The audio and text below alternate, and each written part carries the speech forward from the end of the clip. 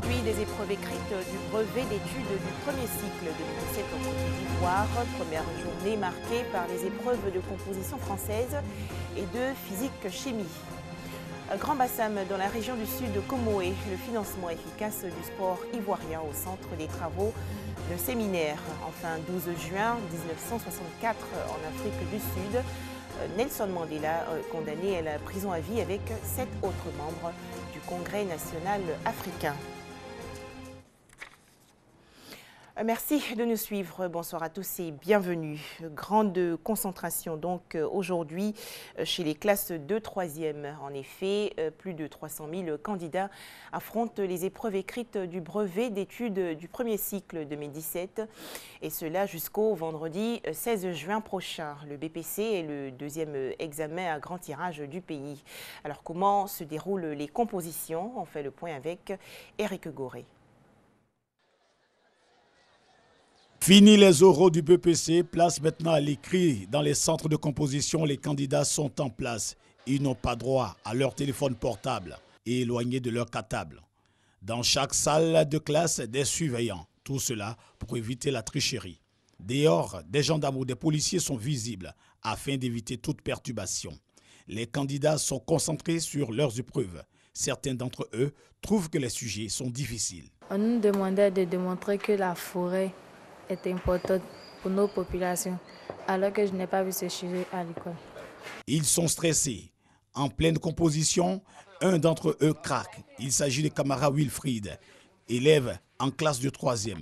Malgré son courage, cet adolescent ne peut poursuivre la compétition.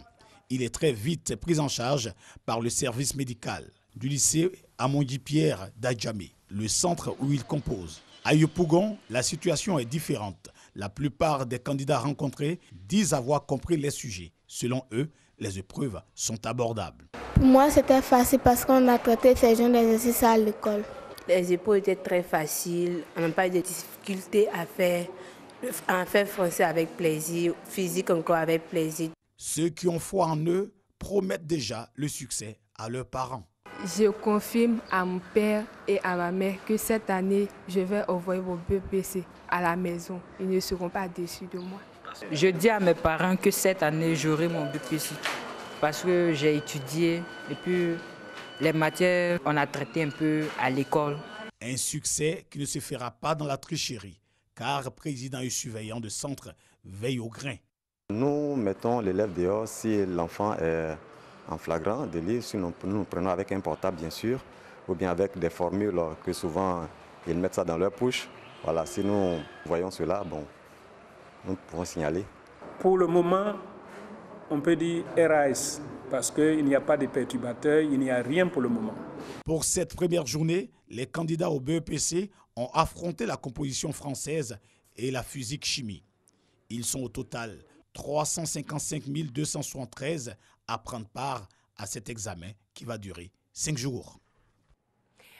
Direction à présent San Pedro, dans le sud-ouest du pays. C'est sous une forte pluie que les quelques 10 940 candidats ont débuté les écrits du brevet d'études du premier cycle session 2017. Au programme donc la composition française et la physique-chimie.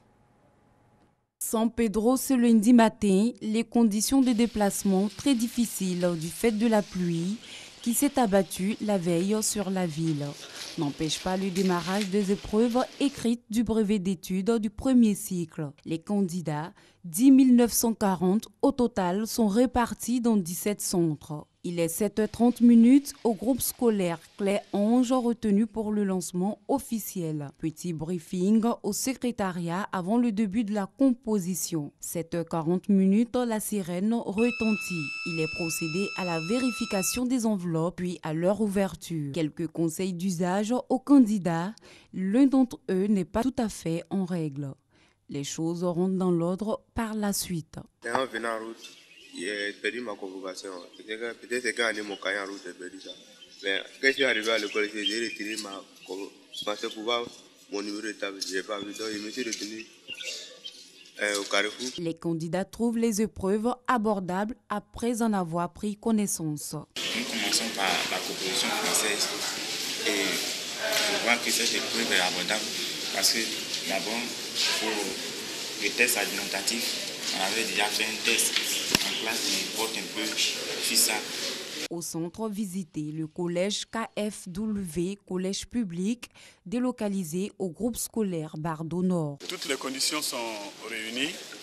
C'est vrai, il y a eu la pluie, mais malgré cette pluie diluvienne, tous les surveillants sont là, tous les membres du secrétariat et tous les candidats également. Les épreuves écrites du BEPC se déroulent jusqu'au 16 juin. Ce sont 355 273 candidats qui sont convoqués pour cet examen, marquant la fin des études du premier cycle de l'enseignement secondaire.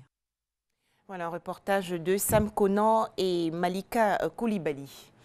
Beaucoup de réflexions également aujourd'hui chez les apprenantes des institutions de formation et d'éducation féminine, les IFEF.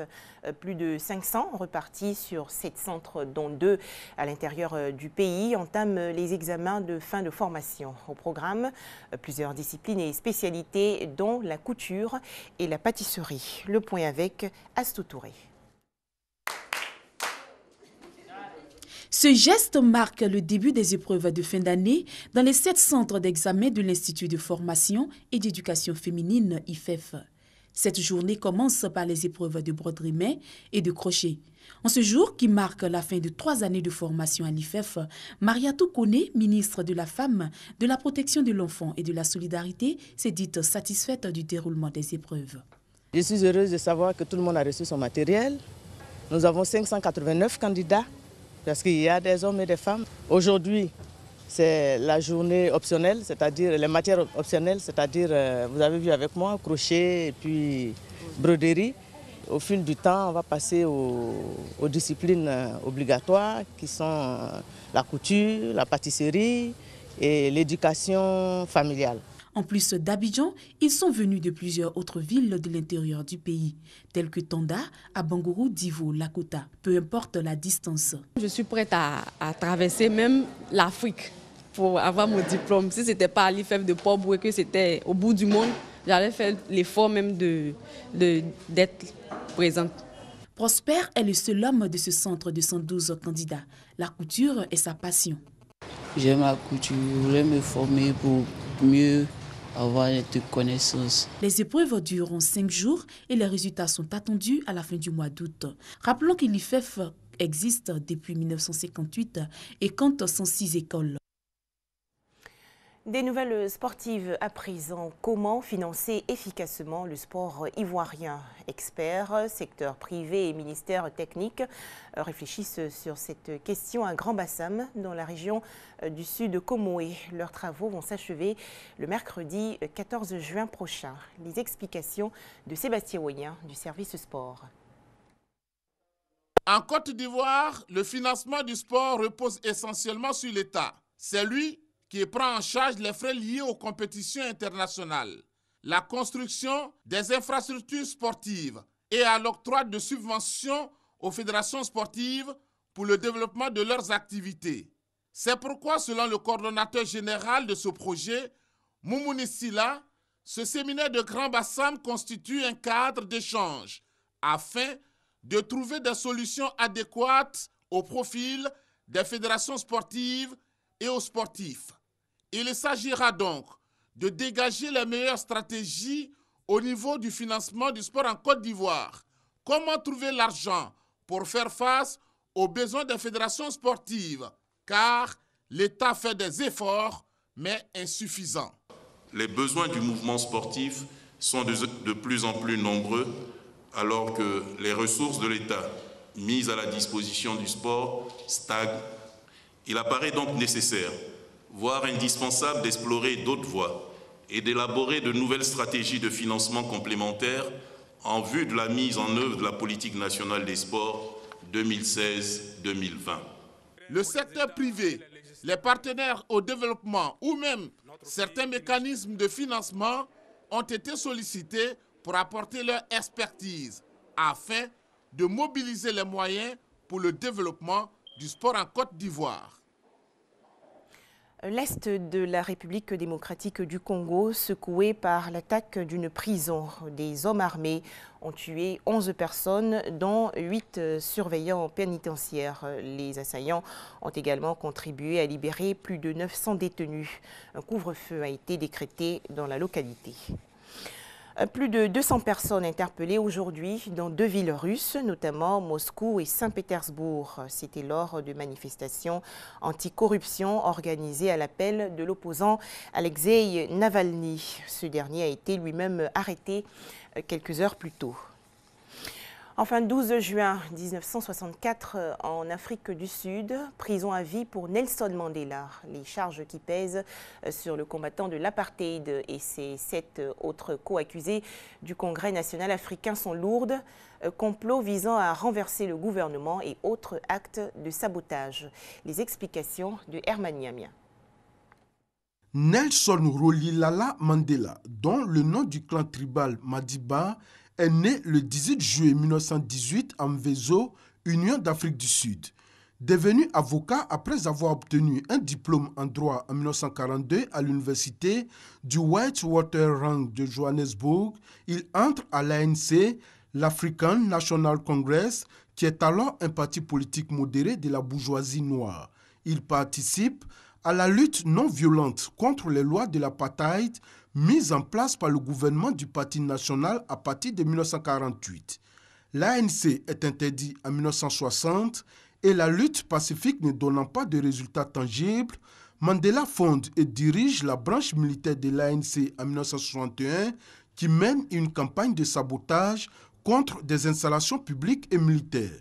Le 12 juillet 1963, il est arrêté par la police sud-africaine sur indication de la CIA, puis est condamné à la prison et aux travaux forcés à perpétuité lors du procès de Rivonia le 12 juin 1964 pour son activisme pendant la campagne de défiance aux lois injustes.